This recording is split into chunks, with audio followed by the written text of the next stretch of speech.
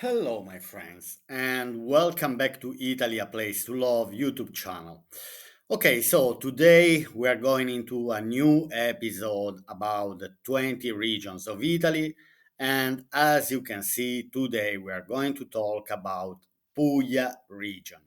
In English, said Apulia region, but in this video I'm gonna call it each time Puglia to make you familiar with the Italian name. All right, so now, if you like this type of contents, please take 2 seconds, put like and subscribe.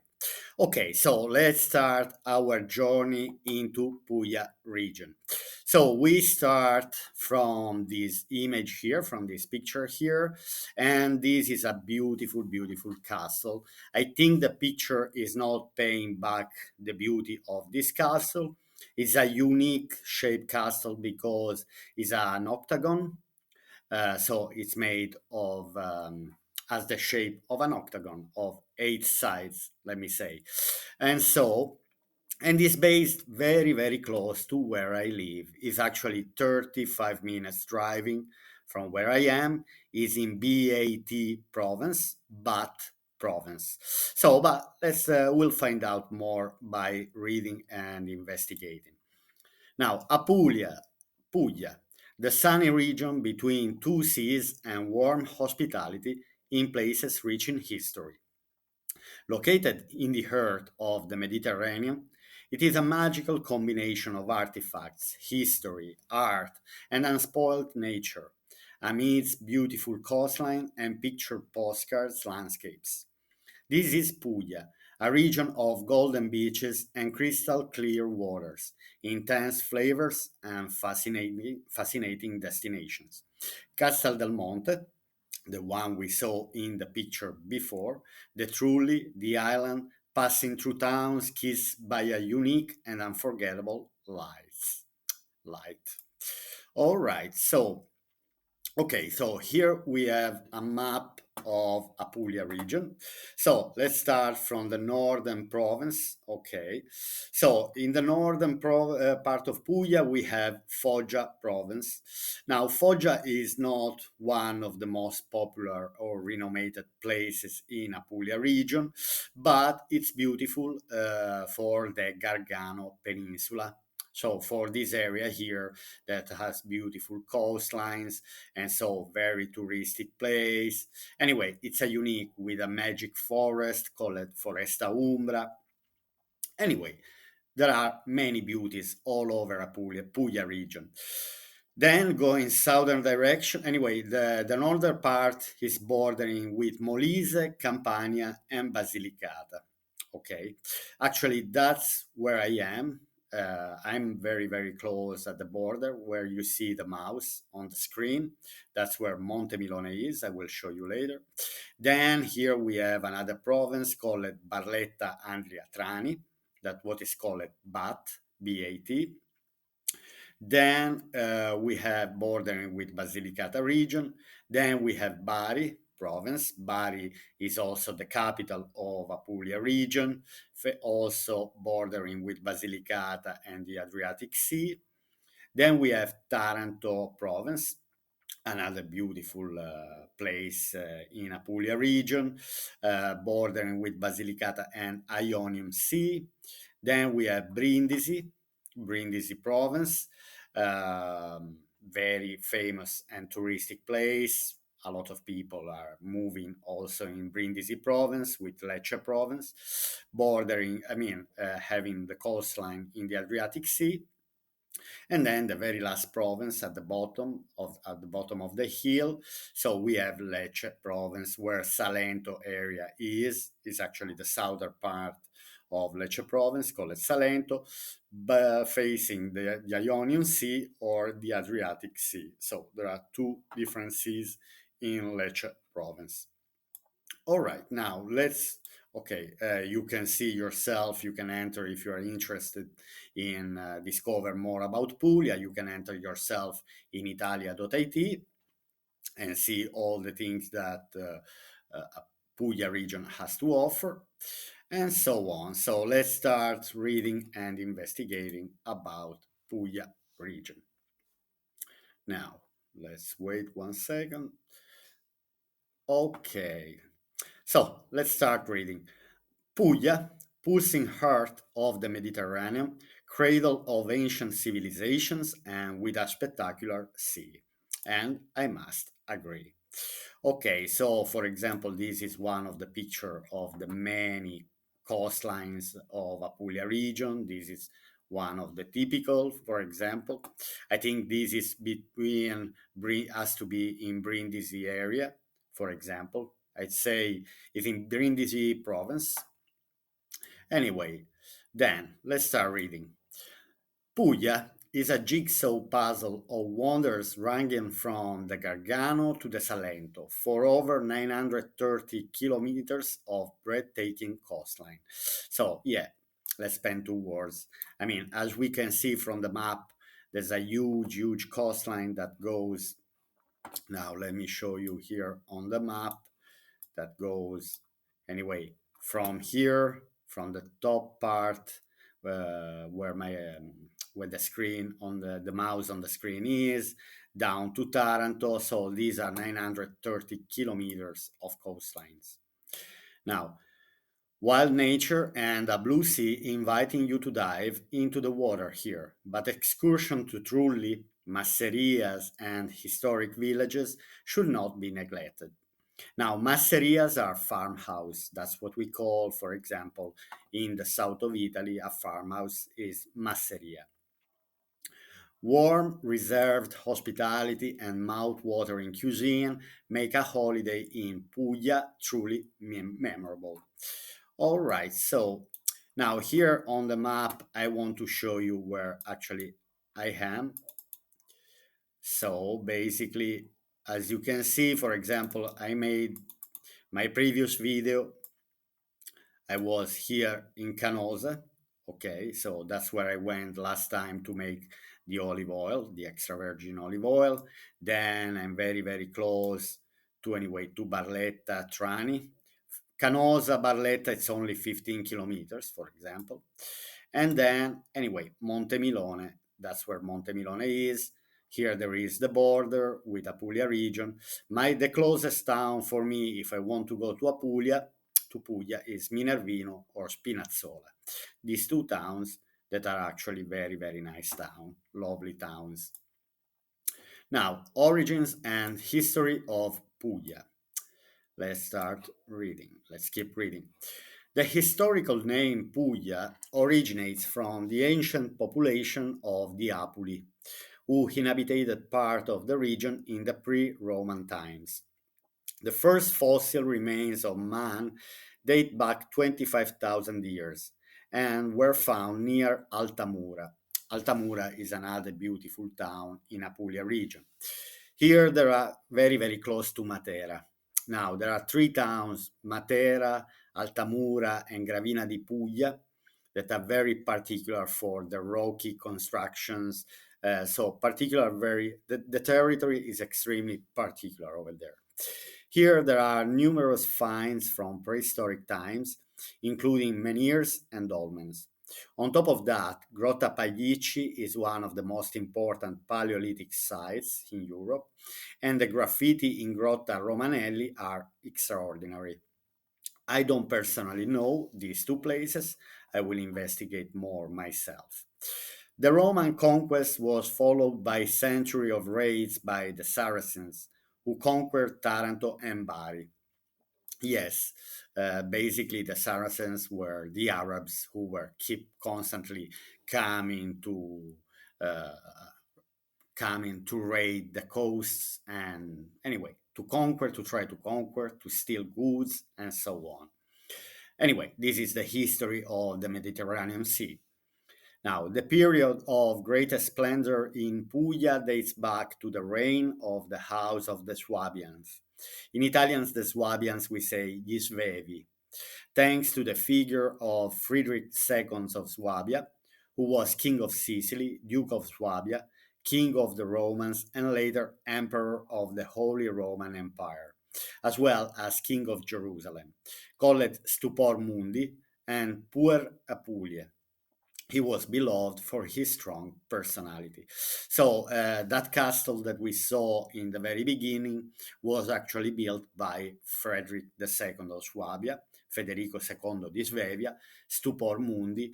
And anyway, many things are also here in Basilicata. You can find many castles that were built by Frederick II.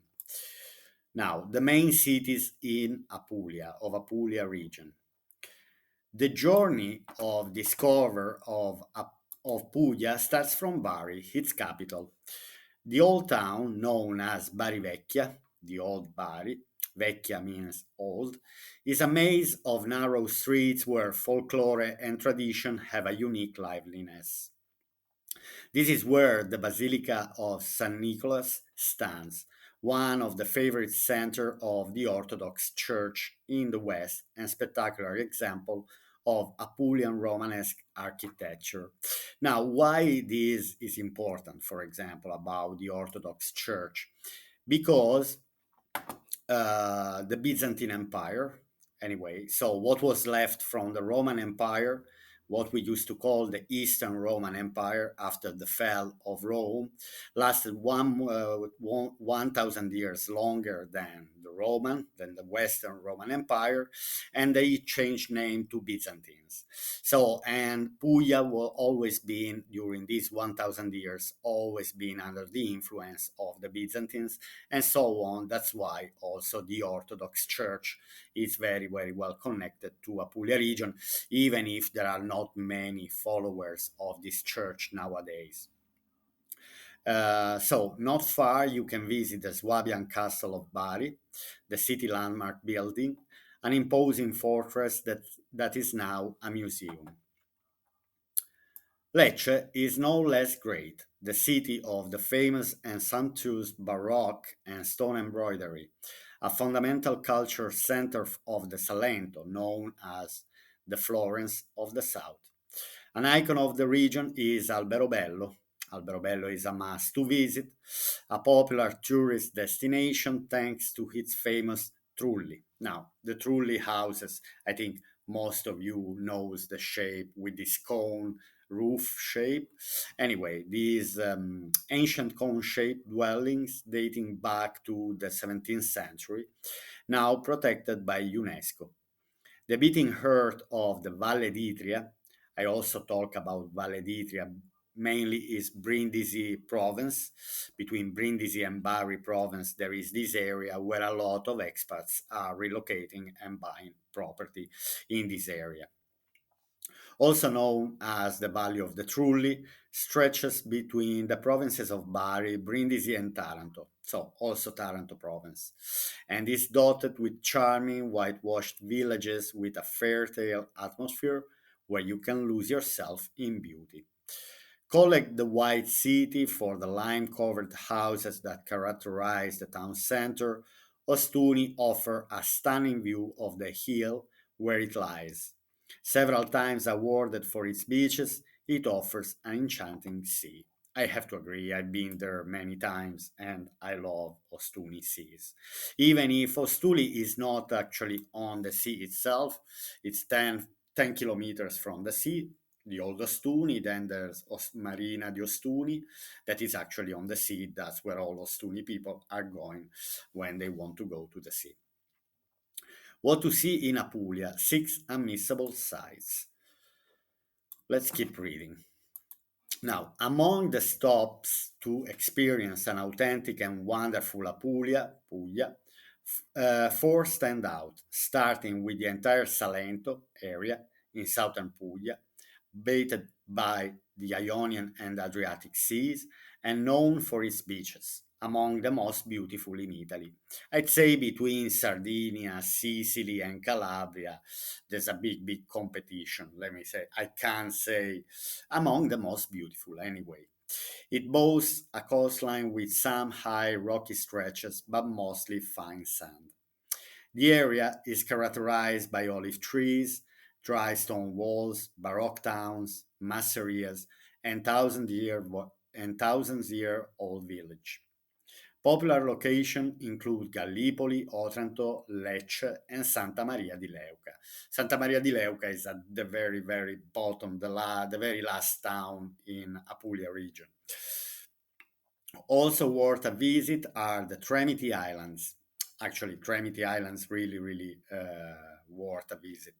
Located off the coast of Gargano and considered treasures of the Adriatic Sea with crystal clear waters, sheer cliffs, and unspoiled nature. There are 5 islands: San Domino, San Nicola, Capraia, Cretaccio, and Pianosa. Now, if you want to reach Tremiti Island, even if they are part of Apulia region, according to me, the best place where to start a visit to Tremiti Island is to go to Molise region. Okay, you go to Termoli, this town on the coast of Molise region, and from Termoli is actually 1 hour by boat, maybe 1 hour and a half by boat. There are 5 islands. Okay, these I already read. Now, the whole Gargano, with its pearls such as Vieste, is worthy of a holiday. Crystalline waters, a rich culinary tradition, lots of fun, and a spoiled nature. Vieste is in Foggia province, the peninsula that we saw before at the very in the northern part of Apulia region. That peninsula that we see popping out in the Adriatic Sea. If you go to the eastern point of Gargano Peninsula, then you reach this town called Vieste, that is actually beautiful. And also you can see the Byzantine influence and all the characteristic of Puglia region. The Gargano National Park covers an area of 120,000 hectares and includes ancient forests and archipelagos bathed by crystal clear waters. In the innermost part, we find the natural reserve Umbra forest. Once I remember, I was driving, I got even lost in the Umbra forest. It looks like it was impossible to get out from there, but in the end, obviously, I was keep driving. But the thing that fooled me was that on the maps, the distances are very short, but because it's a kind of mountain area, there were plenty of turns, and it looked like it was impossible to reach the destination. Going high in altitude, anyway, very dark, which owes its name to the dense vegetation that makes it very shady for many stretches. Umbra forest, yeah, dark forest. Now, Castel del Monte is a must see. It is located in Andria and has a peculiar architecture linked to mysterious stories about the ancient order of the Knights Templar. There are legends saying also about the Holy Grail that might be hidden there in this castle. Someone else is saying that the castle itself is the Holy Grail. Anyway, among the most popular attractions in Puglia are the Grotte di Castellana, a complex of underground cavities of karstic origin that is one of the most spectacular in Italy, and the Baia dei Turchi, the beach a few kilometers from Otranto. Tradition has it that Turkish warriors landed here for the 15th century siege of Otranto. Anyway, the Turkish or the Saracens, they were constantly, anyway, attacking, in particular, the Apulian coast because the eastern of the Italian peninsula close to the eastern part of the Mediterranean. Now, unusual places of Puglia, 3 stop for the most curious one. And let's see. This reminds me Polignano a Mare, but I'm not sure. There is this town, there are few towns that have this type of structure with cliffs, houses on the cliffs. They are simply beautiful. Now, among the usual places in Puglia, Pulo di Altamura is a curious chasm that reaches a depth of 92 meters. Furrowed by vertical walls full of caves inhabited through history, it is a natural amphitheater. This could, but it's not this one anyway. Pulo di Altamura, because Altamura is in the inland, is not on the coast. Also spectacular is Saline di Margherita di Savoia, a natural reserve containing two of Europe's largest salt pans. I love Margherita di Savoia. Uh, I used to go quite often when I was younger, when I was a child. My parents always used to go there. What else? I love it because I can see flamingos, the pink flamingos over there. They stay in the reserve of the salt pans. And sometimes you might even see flying these dinosaurs just above you while you are in the water. Once I got even frightened. I call them dinosaurs because when they're flying and they fly close to you, they are simply huge.